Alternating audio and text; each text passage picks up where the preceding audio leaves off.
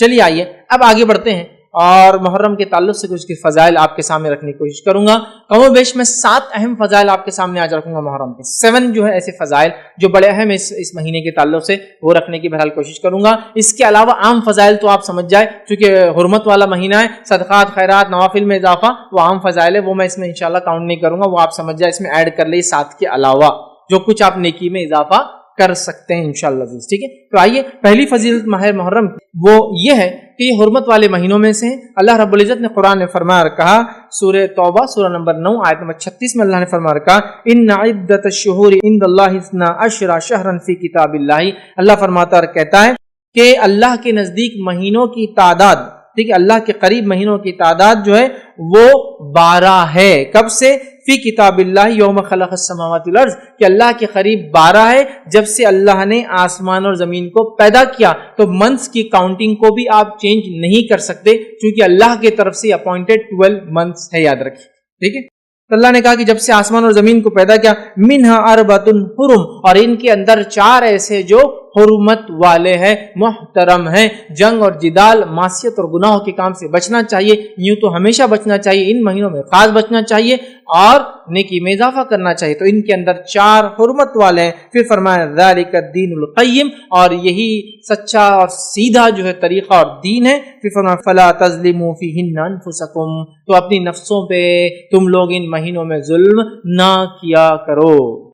تو ان مہینوں میں تم اپنے نفسوں پہ ظلم نہ کیا کرو, یاد رکھیں. ٹھیک ہے, اب اس کے پیچھے بہت لمبے لمبے تاریخی واقعات ہیں, میں اس میں نہیں جاؤں گا, بس مختصر بیان کروں گا. یہ اللہ نے کیوں کہا کہ اللہ کے نزدیک گنتی 12 ہے اور ان کے اندر ظلم نہ کیا کرو. ٹھیک ہے, تو یہ اس لیے کہا گیا اور یہ بالکل 12 ہے کیوں تو مشرکین مکہ جو ہے ان 4 حرمت والے مہینوں کی بڑی تعظیم کرتے تھے, یاد رکھیں. ٹھیک ہے, اب یہ 4 حرمت والے مہینے کون سے ہیں وہ بھی ہم دیکھ لیتے ہیں, جو کہ ایک حدیث ہی ہم دیکھتے ہیں جس میں نبی اکرم صلی اللہ علیہ وسلم فرمایا, جو کہ متفق علیہ روایت ہے. آپ نے فرما رکھا بے شک زمانہ گھوم گھما کر اسی حالت پر لوٹ آیا ہے جس پر اس وقت تھا.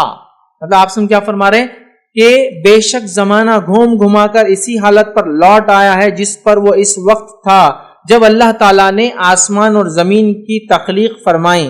سال کے 12 مہینے ہیں جن میں 4 حرمت والے مہینے ہیں, 3 لگاتار پے در پے ہے, یعنی ذوالقعدہ, ذوالحجہ اور محرم.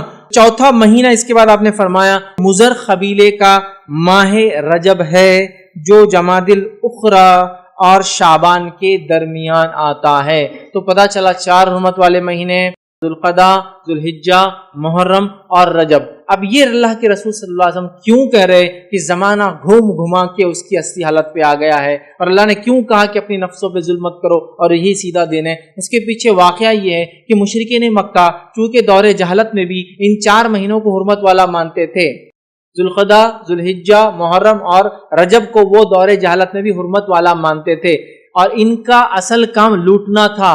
قافلوں وغیرہ کو لوٹ کر یہ اپنی معیشت, اپنے کاروبار, اپنے کام کاج, مطلب ان کا اکثر میں یہ کام تھا.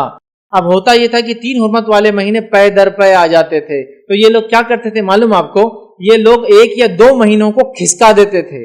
مطلب کیا کرتے تھے کہ ایک سال ذوالقعدہ, ذوالحجہ بولتے تھے محرم سفر کے بعد آئیں گا, یہ سال محرم کب آئیں گا, سفر کے بعد آئیں گا. تو گویا 2 ہی حرمت والے اب لوٹ مار چالو کر چکے, 3 مہینے رکے رہنا ان کے لیے بڑا مشکل تھا, سمجھا. تو محرم کو کھسکا دیتے اور کہتے کہ یہ بار محرم سفر کے بعد آنے والا ہے. نبی اکرم صلی اللہ علیہ وسلم جس سال حج کیا تو اس سال یہ مہینے ترتیب میں تھے 3. تو آپ نے کہا زمانہ گھوم گھما کر اب اصلیت پر آ چکا ہے جیسا زمین و آسمان کے کریشن کے ٹائم پر تھا. مطلب نبی اکرم صلی اللہ علیہ وسلم جو خطبہ دے رہے ہیں تب عربوں نے اس کو بالکل ایک کے بعد ایک 3 مان لیا تھا, پے در پے تھے, اور اللہ کے رسول صلی اللہ علیہ وسلم نے جو کچھ گڑبڑ ان مہینوں کے اعتبار سے ہوئی ریکٹیفائی کر کے ہم کو بتا دیا کہ آج زمانہ بالکل میں جو کہہ رہا ہوں, جو وقت ہے, جو تاریخ ہے وہی ہے. اور جو مشرکین نے خلط ملط کر دیا تھا, مہینوں کو ٹرانسفر کرتے تھے کہ یہ سال سفر پہلے آئیں گا اور محرم بعد میں آئیں گا, ٹھیک ہے, تو وہ اب سب ختم ہو گیا ہے. اور 4 حرمت والے مہینے ہیں، تو گویا مشرکین بھی ان چاروں کو حرمت والا مانتے تھے۔ تو گویا محرم کی سب سے بڑی، سب سے پہلی، سب سے اول فضیلت یہ کہ یہ حرمت والے مہینوں میں سے ایک مہینہ ہے، اللہ کے چوزن منتھس میں سے ایک منتھ ہے جو محترم ہے، حرمت والا ہے، مطلب اس کے اندر بہت سارے گناہ اور ایسے اعمال سے جو عام دنوں میں بھی حرام ہے، ان ایام میں بدرجہ اولا حرام ہے کرنا، سمجھے؟ تو محترم، حرمت والا اسی لیے کہا جا رہا ہے کہ اندر بہت ساری چیزیں جو عام جگہ حلال ہے ان مہینوں میں حرام ہے، جنگ جدال کرنا، ڈیفنس کر سکتے، اٹیک نہیں کرنا، تو یہ ساری چیز اس میں انکلوڈڈ ہے، یاد رکھیں۔ تو یہ 4 محترم مہینوں میں سے ایک مہینہ ہے، تو یہ سب سے پہلی محرم کی فضیلت ہے، یاد رکھیں۔ آئیے آگے بڑھتے ہیں، محرم کی دوسری اہم فضیلت کیا ہے وہ آپ کے سامنے رکھتا ہوں۔ دوسری محرم کی اہم فضیلت ہے وہ یہ ہے، اللہ نے فرمایا جو سورہ توبہ کی آیت نمبر 36 کا ایک حصہ تھا، فَلَا تَظْلِمُوا فِيهِنَّ أَنفُسَكُمْ، تو ان مہینوں میں اپنے نفسوں پر ظلم نہ کرو، کہ ان مہینوں میں اپنے نفس پہ ظلم نہ کرو، گناہ اور معصیت کے کاموں سے بچو، محترم مہینہ ہے، گناہ کرو گے تو شدت ہے اس گناہ کی، ٹھیک ہے، نیکی کرو گے تو افضل ہے ان ایام میں، تو کہا اپنی نفسوں پر ظلم نہ کرو، اللہ رب العزت نے کہا، یاد رکھے۔ تو پتا چلا عام مہینوں کے اعتبار سے ان مہینوں میں گناہ اور معصیت کرنا، یاد رکھیے، یہ زیادہ جو ہے بری بات ہے، اس اعتبار سے کہ اس مہینے کی عظمت و حرمت ہے۔ حالانکہ امام قتادہ رحمۃ اللہ علیہ فرماتے ہیں، ان کا قول ہے، حرمت والے مہینوں میں ظلم کرنا دیگر ماہ کے بنسبت ظلم کرنے سے زیادہ بڑا گناہ ہے اور غلطی کا کام ہے، اگرچہ ظلم کرنا ہر حال میں عظیم گناہ ہے، مگر اللہ اپنے امر میں سے جسے چاہتا ہے عظیم بنا دیتا ہے۔ تو امام قتادہ رحمۃ اللہ علیہ جو بڑے مشہور مفسرین میں بھی ہیں، ان کے اقوال آپ سنتے ہوں گے بار بار، وہ فرماتے ہیں کہ ان ایام میں، حرمت والے 4 مہینوں میں گناہ کرنا بڑا زیادہ گناہ ہے۔ حالانکہ گناہ تو گناہ ہی ہے، ہر بار گناہ کا گناہ ہی ملیں گا، لیکن چونکہ اللہ نے ان کو حرمت والا قرار دیا ہے، اس میں گناہ کرنا ایک عظیم گناہ ہے، مطلب اس کا گناہ زیادہ ملے گا۔ تو ہمیں ان مہینوں میں اپنے آپ کو ظلم، زیادتی اور گناہ اور معصیت سے بچانا چاہیے اور نیکی میں اضافہ کرنا چاہیے۔ تو گویا یہ مہینے میں، اس کی حرمت میں، اس کی فضیلت میں ایک فضیلت یہ ہے کہ اس میں ہمیں نیکیوں میں اضافہ کرنا چاہیے، گناہوں سے رکنا چاہیے، چونکہ یہ حرمت والا مہینہ ہے۔ اب یہ حرمت والا مہینہ ہے، معلوم ہوگا تو ہم نیکی میں آگے بڑھیں گے، گناہ سے بچیں گے نا۔ اب نون ہی نہیں، محرم کب آتا ہے اور کب چلا جاتا ہے معلوم نہیں۔ اچھا، کچھ لوگوں کو معلوم بھی ہے تو بس اتنا معلوم کہ عاشورے کا ایک دن ہے اور کچھ بھی نہیں معلوم۔ نہیں میرے بھائی، یہ پورا کمپلیٹ منتھ، چاہے 29 کا ہو یا 30 ڈیز کا ہو، حرمت والا ہے، اور یہ 4 مہینے کمپلیٹلی حرمت والے ہیں، کمپلیٹلی، بالکل۔ ذوالقعدہ، ذوالحجہ، محرم اور رجب کمپلیٹ حرمت والے ہیں، چاہے کتنے بھی دن کے ہو، 30 کے ہو یا 29 کے۔ ہاں، ان میں بھی مخصوص ایام اور زیادہ کچھ ہے، جیسے کہ ذوالحجہ کے پہلے 10 ایام اتنے افضل ہے کہ اس میں کیے گئے اعمال باقی تمام سال کے اعمال سے افضل ہے نا۔ پہلے 10 دن ہم سب جانتے ہیں، تو بڑے حرمت والے، یاد رکھیے، یہ ایام ہیں۔ تو اس میں دوسری فضیلت یہ ہے، نیکی میں آگے بڑھنا ہے، اپنے نفس کو ظلم سے بچانا ہے، یاد رکھیے، تبھی ہم ظلم سے بچا سکتے اپنی نفس کو، جب معلوم ہو یہ مہینہ چل رہا ہے۔ چلیے آئیے آگے بڑھتے ہیں۔ تیسری فضیلت اس ماہ کی، اس مہینے کی، اس منتھ کی کیا ہے وہ دیکھتے ہیں۔ اسے نبی اکرم صلی اللہ علیہ وسلم نے اللہ کا مہینہ قرار دیا ہے۔ محرم کا مہینہ اللہ کا مہینہ ہے، ویسے تو پورا سال اللہ کا ہی ہے، لیکن اللہ جس سے چاہتا اپنی نسبت جوڑ سکتا ہے، جس کو چاہتا اپنی طرف سے فضیلت دے سکتا ہے نا۔ تمام دن اللہ کے ہیں، تمام مہینے اللہ کی، لیکن اللہ اس کو جوڑتا ہے۔ تمام کائنات میں جو کچھ ہے وہ اللہ کا ہے، تمام مسجدیں اللہ کا گھر ہے، لیکن اللہ نے ایک گھر کو خاص نسبت دی اپنے سے، اور وہ بیت اللہ ہے۔ اللہ کی مرضی کہ کسی جگہ کو، کسی مقام کو، کسی دن کو، کسی مہینے کو اپنے سے جوڑ سکتا ہے، یہ اللہ کی مرضی۔ تو نبی اکرم صلی اللہ علیہ وسلم نے اس ماہ کو، حالانکہ سارے ماہ اللہ کے ہیں، اللہ کا مہینہ قرار دیا، اللہ نے اپنی نسبت جوڑا اس میں۔ اس سے بھی اس کی فضیلت میں سمجھتا ہوں آپ لوگوں کے سامنے، ہمارے سامنے واضح ہوتی ہے، یاد رکھیے، تو ٹھیک ہے۔ تو آئیے، اللہ کا مہینہ ہے، اس تعلق صحیح مسلم کی روایت ہے، نبی اکرم صلی اللہ علیہ وسلم فرماتے ہیں، اور حدیث کے الفاظ ہے، افضل الصیام بعد رمضان شہر اللہ المحرم۔ کیا فرماتے ہیں؟ رمضان المبارک کے بعد اللہ کے مہینے محرم کے روزے سب سے زیادہ افضل ہیں۔ تو یہاں اللہ کا مہینہ، شہر اللہ محرم کہا. تو یہاں کا شہر اللہ المحرم، اللہ کا مہینہ محرم. یہاں ہمارا ابھی جو جملہ ہے یہ لیں گے ہم، اللہ کا مہینہ محرم. تو تیسری فضیلت اس مہینے کی ہے، نبی اکرم صلی اللہ علیہ وسلم نے اس ماہ کو اللہ کا مہینہ کہا ہے. میں سمجھتا ہوں فضیلت بڑی واضح ہے. یہ اللہ کا مہینہ ہے، سارا سال اللہ کا، لیکن اس مہینے کو اللہ نے خاص نسبت دی، اپنے آپ سے یاد رکھیے. ابن رجب رحمۃ اللہ علیہ فرماتے اور کہتے ہیں کہ اس حدیث میں اس بات کی صراحت ہے، کلیریفیکیشن ہے کہ رمضان کے بعد سب سے بہترین نفل روزہ اللہ کے مہینے محرم کا ہے. رمضان کے بعد ایک تو اس میں شہر اللہ المحرم سے پہلے کہ افضل الصیام، سب سے افضل روزہ اس مہینے کا ہے. اور وہ کون سا مہینہ ہے؟ جو ہے محرم کا ہے. اور یہ مہینہ کیا ہے؟ اللہ کا مہینہ. یاد رکھے یہ یہاں بتایا جا رہا ہے. تو محرم یہ اللہ کا مہینہ، یاد رکھیے، اور اس کی بڑی جو ہے حرمت ہے، یاد رکھیے اس مہینے کی، یاد رکھیے. ٹھیک ہے، اب آئیے، چونکہ اس کو اللہ کا مہینہ محرم کہا گیا ہے، اسی سے ہم اس کی چوتھی فضیلت بھی دیتے ہیں. اور چوتھی فضیلت اس مہینے کی وہ یہ ہے کہ حرمت والے مہینوں میں یہ سب سے افضل مہینہ ہے. حرمت والے مہینے کتنے ہیں؟ 4 ہیں. اس میں یہ سب سے افضل ہے. یہ تو خاص طور سے اس مہینے کی نسبت یہ کہا گیا شہر اللہ المحرم، اللہ کا مہینہ محرم. سمجھ رہے ہیں؟ اللہ کا مہینہ محرم کیا گیا. اور اس تعلق سے بعض اسلاف کے اقوال کیسے دیکھیں، جو میں کہہ رہا ہوں حرمت والے مہینے سب سے افضل ہے، کیوں کہہ رہا ہوں کہ بعض علماء اور بعض اسلاف کے اقوال اس طرح سے وہ کہتے ہیں، جیسا کہ حسن بصری رحمۃ اللہ علیہ جو کہ تابعین میں بڑا مقام، اونچا مقام، کبار تابعین میں سے، وہ فرماتے اور کہتے ہیں کہ حرمت والے مہینے میں سب سے افضل اللہ کا مہینہ محرم ہے. نیز فرمایا، مطلب اسی سے اللہ کا مہینے سے فرماتے ہیں اللہ نے سال کا آغاز حرمت والے مہینے سے کیا ہے اور حرمت والے مہینے سے ختم کیا ہے. مطلب محرم سے چالو ہوا اور ذوالحجہ پہ ختم ہوا، جو ہے مہینے سے ختم کیا ہے. لہذا اللہ کے نزدیک سال میں ماہ رمضان کے بعد محرم سے بڑھ کر کوئی ماہ نہیں ہے.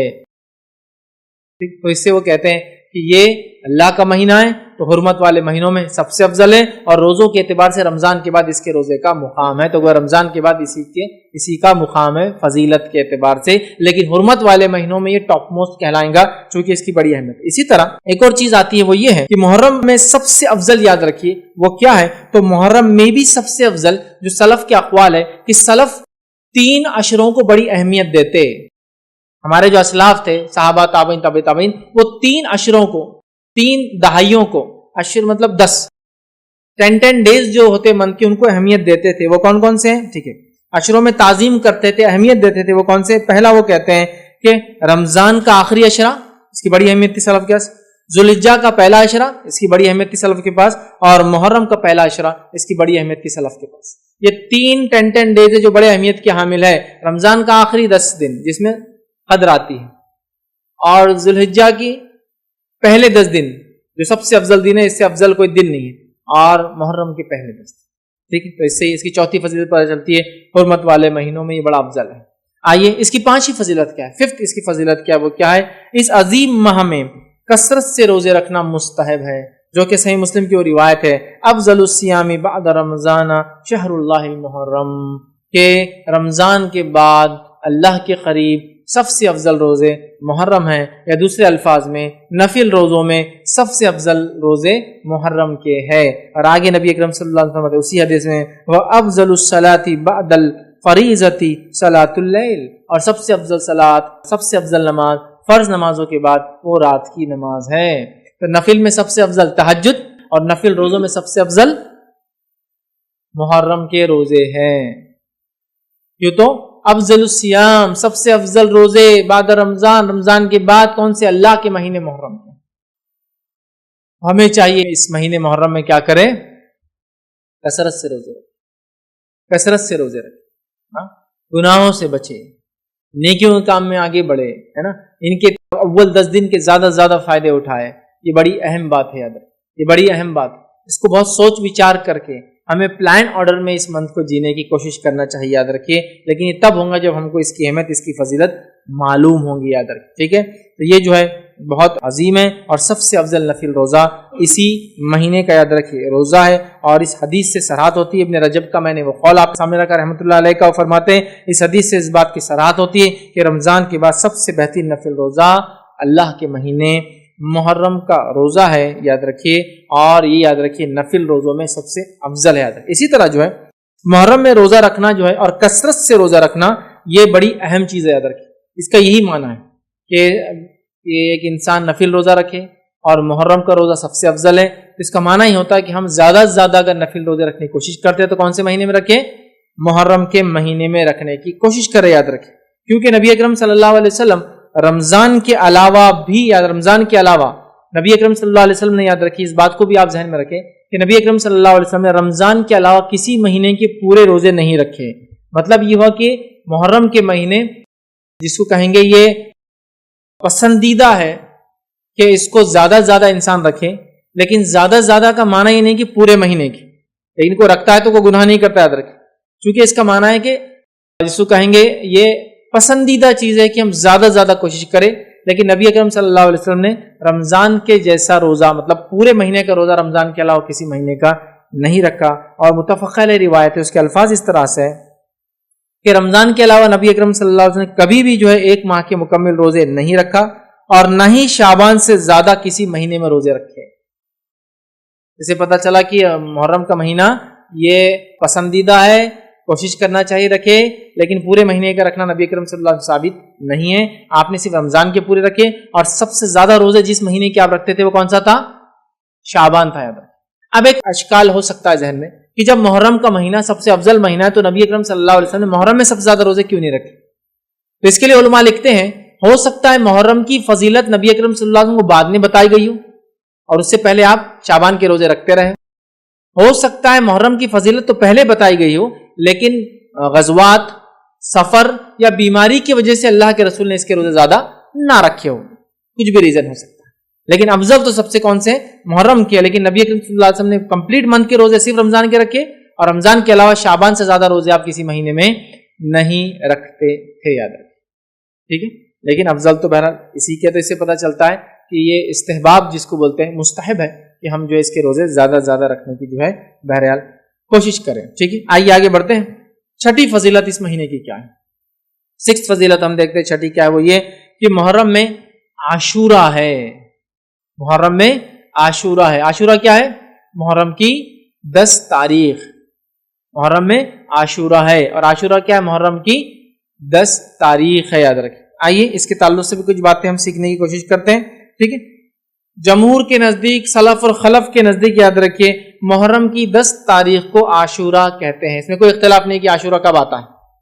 محرم کی 10 تاریخ کو عاشورہ کہتے ہیں، لیکن ایک بات وضاحت کر دوں، لوگوں نے اس تعلق سے بڑی جھوٹی سچی روایتیں بیان کی، یاد رکھیے، اتنی کہ کبھی کبھار تو کاؤنٹ نہیں کر سکتے، لیکن عاشورے کے تعلق سے اکثر روایتیں ضعیف اور موضوع ہے، سوائے چند کو چھوڑ کے جو میں آپ کے سامنے رکھ دوں گا آج انشاءاللہ۔ سمجھ رہا؟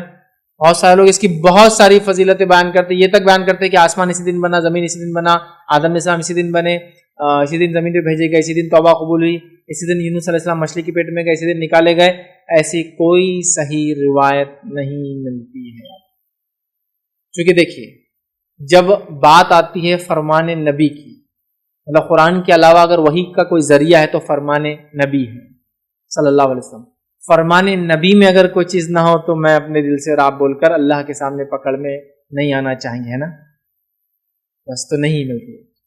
افضل دن ہے، لیکن بہت سارے لوگ جو بتاتے ہیں وہ نہیں۔ ہاں یہ تو حدیث کے اندر واضح ہے کہ اللہ تعالیٰ نے آدم علیہ السلام کو جمعہ کے دن بنایا، آدم علیہ السلام کے دن جمعہ کے دن روح پھونکی گئی، آدم علیہ السلام جو جمعہ کے دن ان کی خطا معاف ہوئی، وہ دنیا کے اندر قدم رکھے تو وہ جمعہ کا دن تھا، اور قیامت جمعہ کے دن آئیں گی، یہ ساری چیزیں تو ہے، وہ جمعہ کے لیے، بس محرم کے لیے نہیں، عاشورے کے لیے نہیں۔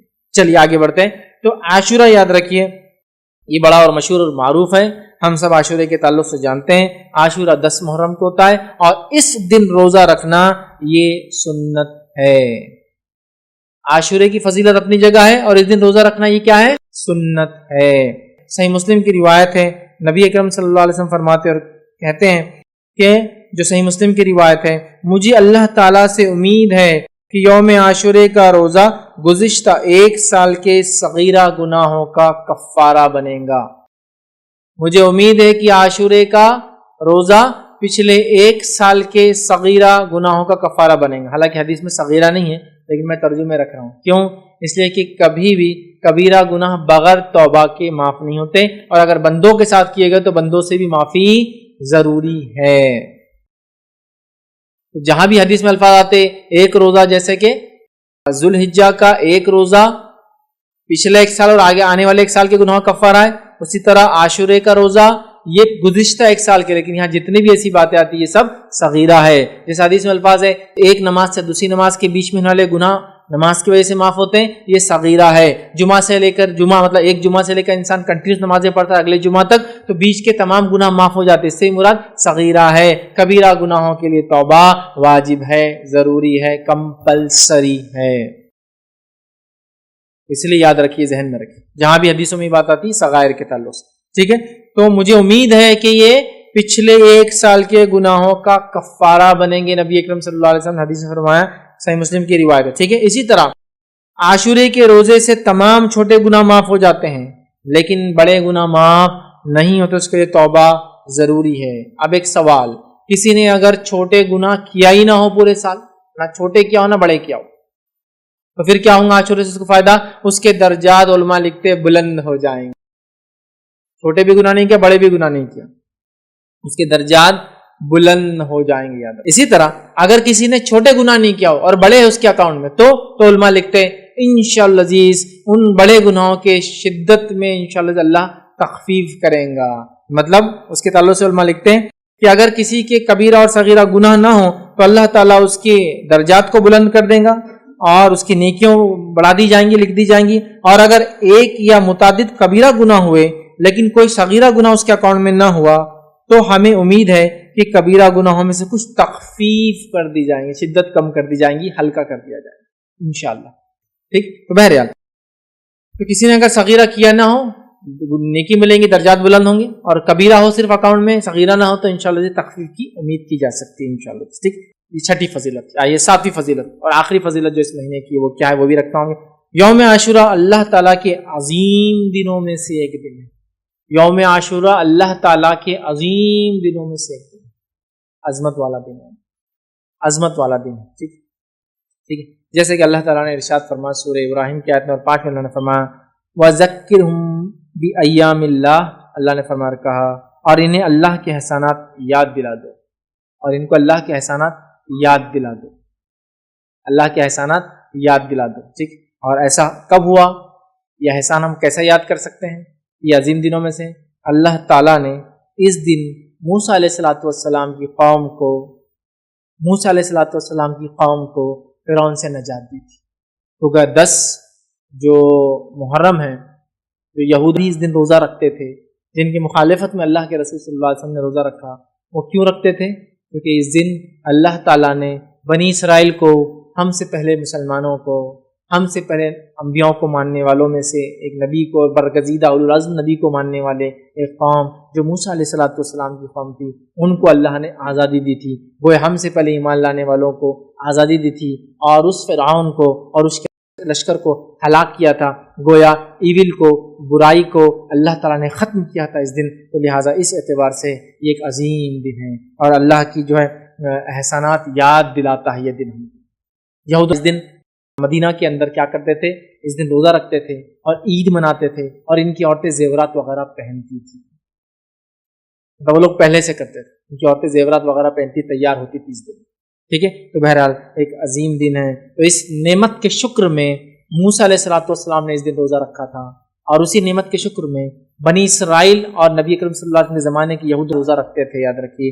اور اسی نعمت کے شکر میں جو موسیٰ علیہ السلام نے ادا کیا تھا 10 کو، ایک عظیم دن تھا جو کہ نبی اکرم صلی اللہ علیہ وسلم نے روزہ رکھا تو وہ سنت ہو گیا، اور اصحاب کو کہا روزہ رکھو، تو لہٰذا ہمارے لیے مستحب ہوگا کہ ہم بھی اس دن روزہ رکھیں. گویا ہم بھی پچھلے لوگوں کی خوشی میں شامل ہو رہے ہیں. گویا یہ موسیٰ علیہ السلام ان کی قوم کے لیے، بنی اسرائیل کے لیے انڈیپینڈنس ڈے تھا، فرعون سے نجات کا دن تھا، آزادی کا دن تھا، جس نے غاصبانہ طور سے، غلط اور ظالمانہ طور سے ان پہ قبضہ کر رکھا تھا اور ان کو غلام بنا دیا تھا اپنی زمین کے. سمجھے آپ؟ تو گویا یہ دن اللہ کے شکر کا دن ہے، ایک عظمت والا دن ہے. اسی طرح جو ہے ابن عباس رضی اللہ عنہ فرماتے اور کہتے ہیں رسول اللہ صلی اللہ علیہ وسلم جب مدینہ تشریف لائے تو یہودیوں کو عاشورے کے دن روزہ رکھتے ہوئے پایا، تو آپ نے ان سے فرمایا یہ کیسا دن ہے، یہ کیسا دن ہے جس میں روزے سے ہو. مطلب یہودیوں سے پوچھا تم روزے سے ہو، کیسا دن ہے؟ تو ان لوگوں نے کہا یہ ایک عظیم دن ہے اسی دن اللہ نے موسیٰ اور ان کی قوم کو نجات دیا تھا اور فرعون اور اس کی قوم کو غرق کر دیا تھا. اور ایک روایت میں یہ ہے کہ ایسا دن ہے جس میں اللہ نے موسیٰ اور بنی اسرائیل کو فرعون پر غلبہ عطا فرمایا تھا. چنانچہ موسیٰ علیہ السلام نے بطور شکرانے کہ اس دن روزہ رکھا، لہٰذا ہم بھی روزہ رکھتے ہیں اس دن. یہودیوں نے کہا ٹھیک ہے، تو رسول اللہ صلی اللہ علیہ وسلم فرمایا ہم تمہارے بنسبت موسیٰ علیہ السلام سے زیادہ قریب اور ہم مستحق ہے کہ ہم بھی روزہ رکھیں. ہم تو موسیٰ علیہ السلام سے تم سے بھی زیادہ قریب ہے کیونکہ تم نے تو دوسرا دین اختیار کر لیا، ہم تو اسی دین پر ہے جو موسیٰ علیہ السلام لائے تھے. تو جب یہودیوں نے کہا کہ ہم اس موسیٰ نے چونکہ اس خوشی میں روزہ رکھا تھا، ہم بھی اس خوشی میں شکرانے میں روزہ رکھتے ہیں، تو اللہ کے رسول نے فرمایا ہم زیادہ مستحق ہے کہ موسیٰ کی اس خوشی میں شامل ہو اور شکر ادا کریں. لہٰذا آپ نے کہا موسیٰ علیہ السلام کے زیادہ قریب وہ مستحق ہے. چنانچہ اللہ کے رسول صلی اللہ علیہ وسلم نے اس دن کا روزہ رکھا اور صحابہ کرام کو بھی اس دن کا روزہ رکھنے کا حکم دیا. تو گویا ہم بھی پچھلے لوگوں کی خوشیوں میں شامل ہو رہے ہیں جو ہم سے پہلے ایمان والے تھے. اس عظیم دن اللہ رب العزت نے ان کو آزادی دی تھی یاد رکھیں. اسی طرح عاشورہ ہمیں اس بات کی یاد دہانی کرتا ہے کہ مسلمانوں کے درمیان آپسی گہرا تعلق ہے، چاہے ہم زمین زمانے کے اعتبار سے دور ہو، آپسی گہرا تعلق ہے. عاشورہ یہ ہم کو پیغام دیتا ہے چاہے زمین اور زمانے کے اعتبار سے ہم بہت دور ہو سکتا کوئی مسلمان آج کسی اور ملک میں ہو، لیکن اگر تکلیف میں ہو تو ہمیں اس کا احساس ہونا چاہیے. اور زمانے کے اعتبار سے بھی اگر ہم سے دور ہو، جیسا موسیٰ علیہ السلام کی خوشی ہوئی، ہم بھی اس خوشی میں شامل ہوئے. اگر ہم سے پہلے کے لوگوں کو کسی کو تکلیف پہنچی تھی تو ہم بھی ان کے دکھ میں آج شامل ہو جاتے ہیں. ہم کو تکلیف ہوتی ہے اس واقعے کو سن کے. اصحاب اخدود ہے نا، ہزاروں کی تعداد میں آگ میں جلا دیے گئے، ہم اس میں شامل ہیں. عیسیٰ علیہ السلام کو ماننے والوں کو ہزاروں کی تعداد میں بھوکے شیروں کے سامنے ڈال دیا جاتا تھا. آپ کو معلوم ہے رومی حکومت، بزنطینی حکومت بننے سے پہلے، مطلب رومن امپائر جب تک عیسائیت قبول نہیں کیا تھا تو انہوں نے ہزاروں ہزار عیسائیوں کو جو عیسیٰ علیہ السلام پر ایمان لائے تھے بھوکے شیروں کے سامنے ڈال دیا. وہ تکلیف میں ہم بھی شامل ہیں، چاہے وہ آج یہود ہو اور نصارہ ہو، لیکن جب وہ ایمان لائے تھے اپنے نبی پہ تو ہم ان کی تکلیفوں میں شامل ہیں. تو زمانے کے اعتبار سے ہم آگے پیچھے ہو یا علاقے کے اعتبار سے ہم آگے پیچھے ہو، ہم ایک دوسرے کی تکلیف اور خوشیوں میں ساتھ ہے. یہ بات کہ ہم کو اس سے میسج ملتا ہے، یاد رکھیے کہ زمین اور زمانے کے بدلنے سے کوئی فرق نہیں ہوتا. ہم مسلمان آپس میں ایک دوسرے سے گہرا تعلق رکھتے، یہ میسج وہی تھا. اور کیوں نہ ہو، اللہ رب العزت نے قرآن میں یہ بات کہی والمؤمنون والمؤمنات بعضهم اولیاء بعض. مومن مرد اور مومن عورتیں آپس میں دوست ہیں، اولیاء ہیں. سورۃ توبہ کی بہرحال یہ آیت ہے، ایک دوسرے کی مددگار ہے. سورۃ توبہ کی آیت نمبر 71 ہے یہ، ایک دوسرے کی مددگار ہے، دوست ہے مومن مرد اور مومن عورتیں. تو یہ بھی پیغام ہم کو ملتا ہے. اسی طرح 10 کو جب موسیٰ علیہ السلام اپنی قوم کو لے کر نکلے اور سامنے سمندر تھا بڑا، بنی اسرائیل موسیٰ علیہ السلام کے ساتھ تھی، فرعونی پیچھے سے ان کا لشکر آ کر موسیٰ علیہ السلام کو گھیر لیا. سورہ شورى میں اللہ رب العزت نے اس واقعے کو نقل کیا آیت نمبر 61 اور 62 کے اندر، اور اللہ نے فرمایا انا لمدرکون. اور جب بنی اسرائیل نے کہا یقیناً اب ہم پکڑے گئے، اب پیچھے سے آگے انہوں نے ادراک کر لیا ہمارا اب تو ہم گھیر لیں گے، پکڑ لیں گے ہم کو. موسیٰ علیہ السلام نے فرمایا کہا کلا ان معی ربی سیہدین، ہرگز نہیں، یقین مانو میرا رب جو ہے میرے ساتھ ہے، جو ضرور مجھے راہ دکھائیں گا. اور کیا ہوا؟ اللہ نے حکم دیا اضرب بعصاک البحر، مار اپنے لاٹھی کو اس پانی میں، اور سمندر 2 حصوں میں تبدیل ہو گیا. موسیٰ علیہ السلام بنی اسرائیل اس سے نکل گئے، فرعونی بھی پیچھے چلے. ان کے نکلنے کے بعد سمندر پیچ اپ ہو گیا، مل گیا، اور وہ سب غرق ہو گئے. یہ تھا ہوا. اس کے بعد موسیٰ علیہ السلام نے شکر ادا کیا اللہ کا اور روزہ رکھا. یاد رکھیں، اور یاد رکھیں اس دن کی تعظیم اتنی زیادہ تھی کہ تاریخی روایتوں میں ملتا ہے کہ دور جہالت میں بھی 4 مہینے محترم مشرکین مکہ مانتے تھے. مشرکین مکہ بھی اس روز روزہ رکھتے تھے 10 کو، اور اسی دن کعبے کا غلاف بھی بدلتے تھے. عاشورے کو کعبے کا غلاف یاد رکھیے نبی اکرم صلی اللہ علیہ وسلم نے بدلا، اور اس کے بعد وہ سلسلہ اور معاملہ چلتا ہی رہا. تو مشرکین مکہ دور جہالت میں اس دن روزہ رکھتے تھے کیونکہ اس دن کی عظمت کے اعتبار سے، اور وہ لوگ اس دن کعبے کا غلاف تبدیل کیا کرتے تھے. تو گویا مشرکین مکہ کے پاس بھی اس کی عظمت تھی. اور اسی طرح ماں عائشہ کی جو روایت ہے اس سے پتہ چلتا یہود و نصارہ کے پاس بھی اس کی عظمت اور تعظیم تھی. میں سمجھتا ہوں پورا واقعہ میں نے آپ کے سامنے رکھ دیا. پھر بھی بہت مختصر سا اس کو ایک بار پھر دہراتا ہوں. میں عائشہ کی روایت وہ فرماتی اور کہتی ہے زمانہ جاہلیت میں قریش عاشورے کے دن کا روزہ رکھتے تھے. خود رسول اللہ صلی اللہ علیہ وسلم نے بھی ہجرت سے پہلے اس دن کا روزہ رکھا, ہجرت سے روزہ رکھا. جب آپ صلی اللہ علیہ وسلم ہجرت کر کے مدینہ منورہ تشریف لائے خود بھی اس دن کا روزہ رکھتے تھے اور دوسروں کو بھی اس دن کا روزہ رکھنے کا حکم دیتے تھے. لیکن جب ماہ رمضان کے روزے فرض کر دیے گئے تو آپ نے عاشورے کے دن کا روزہ رکھنے کا اہتمام ترک کر دیا اور فرمایا جو چاہے اس دن کا روزہ رکھے, جو چاہے اس کو چھوڑ دے. صحیح مسلم. اور دوسری روایت جو صحیح مسلم کی اس میں الفاظ اس طرح سے ابو موسیٰ اشعری رضی اللہ عنہ فرماتے اور کہتے ہیں یہود یوم عاشورے کو شکرانے کا روزہ رکھتے تھے, اس دن مسرت کا اظہار کرتے تھے, عید مناتے تھے, اپنی عورتوں کو زیورات اور سامان پہناتے تھے زینت کا, اور سامان پہن کر وہ مزین ہوتی ہے, اپنے آپ کو سجاتی اور سنوارتی. یہود بھی روزہ رکھتے, مشرکین بھی روزہ رکھتے, اور اس دن کی حرمت ان کے پاس بھی تھی. تو عاشورہ ہمیں کیا میسج دیتا ہے؟ عاشورہ ہمیں میسج دیتا ہے کہ یہ ایک بڑا تعظیم کا دن ہے, اللہ کی عظمت والا دن ہے, یاد رکھیں. اس میں ہمیں روزہ رکھنا چاہیے شکرانے میں کہ اللہ نے ہم سے پہلے مسلمانوں کو نجات دی تھی, ہے نا. دوسرا, اللہ تعالیٰ نے دشمنوں کو مسلمانوں کے ہلاک کیا تھا اس دن. اور تیسرا ہمیں ملتا ہے کہ اس کارنامے کو ہم یاد کرتے ہیں اس دن عاشورے کے دن اور روزہ رکھتے ہیں اس کے شکرانے میں, یاد رکھیں. تو لہٰذا عاشورہ ہمارے لیے ایک میسج دیتا ہے, مسلمانوں کو ایک پیغام دیتا ہے. یہ پورا مہینہ بہرحال اپنے آپ میں بڑا اہمیت کا حامل ہے. ویسے تو محرم وہی مہینہ ہے جس میں نبی کریم صلی اللہ علیہ وسلم مدینہ ہجرت کر کے اس دن پہلی محرم تھی جب آپ مدینہ پہنچے تھے, اسی سے ہجری سن اور سال بہرحال چالو ہوتا ہے. تو بڑی اس کی عظمتیں یاد رکھی. تو یہ تھی 7 فضائل اس مہینے کی عادت. اور میں سمجھتا ہوں 7 فضیلت میں یہ تو ہم کو واضح پتہ چلا, یہ حرمت والا مہینہ ہے, یہ نیکیوں کے کرنے والا مہینہ ہے, یہ معصیت اور گناہوں سے بچنے والا مہینہ ہے, کثرت سے روزے رکھنے کا مہینہ ہے, یہ اللہ تعالیٰ کا مہینہ ہے. اور اسی طرح اس میں عاشورے کا روزہ رکھنا ہے, 9-10 ٹھیکے کا روزہ رکھنا ہے, کوشش کرنا ہے, نہ ہو سکے تو پھر 10 اور 11 کا بھی انشاءاللہ روزہ انسان رکھ سکتا ہے. اور یہ دن ہمیں یاد دلاتا ہے اور ہمیں دوسرے مسلمانوں سے زمین اور زمانے کے اعتبار سے ہم سے الگ کیوں نہ ہو, ان سے ہمارا رشتہ جوڑتا ہے, اخوت اور بھائی چارے کا ہمیں میسج دیتا ہے. تو بڑے پیغام ہے, بڑے فضائل ہے, یاد رکھیے اس مہینے کی. اس کے علاوہ اور کیا کر سکتے ہیں آپ اس مہینے میں؟ یہ 7 چیزیں تو بڑی اہم فضیلت اور اس میں اعمال کرنے والے دونوں میں رکھ دیا, اور اس کے مسائل بھی رکھ دیا. اور کیا کر سکتے ہیں اس مہینے میں؟ صدقہ کیجیے, نفل. اس کے علاوہ اس مہینے اور کیا کر, حرمت والا مہینہ ہے نا, تو پھر اس میں ذوالقعدہ بھی ایڈ کر لیجیے, ذوالحجہ بھی ایڈ کر لیجیے, محرم بھی ایڈ کر لیجیے, رجب بھی ایڈ کر لیجیے.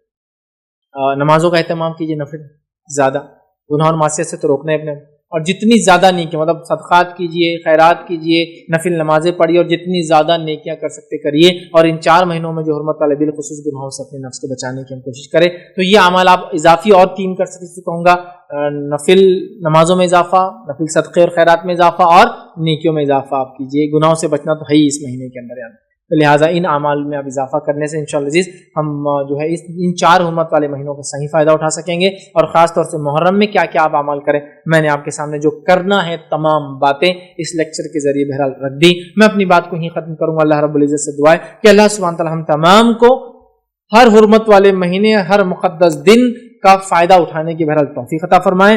ہر حرمت والے مہینے اور مقدس ایام یا مخصوص ایام جو اللہ نے اور اس کے نبی نے بتائے, ان تمام ایام کا فائدہ اٹھانے کی بہرحال توفیق عطا فرمائیں. ہم تمام کو جب تک زندہ رکھے اسلام اور ایمان پر زندہ رکھیے, خاتمہ ایمان پر ہو. وآخر دعوانا ان الحمدللہ رب العالمین. سبحان ربک رب العزت عما یصفون وسلام علی المرسلین والحمدللہ رب العالمین.